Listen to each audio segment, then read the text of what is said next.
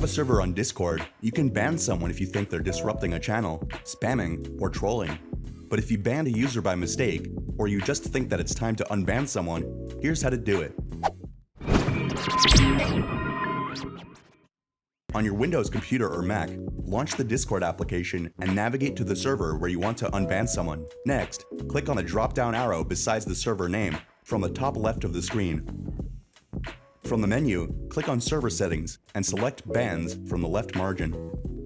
All the banned users will be displayed, and you can search for the user that you want to unban. Click on their name and select Revoke Ban. That user will now be able to have full access to the server again. If you have MEE6 on your server, then unbanning will be easier using the unban command. Simply type a /, then type the word unban, followed by the username of the person you want to unban.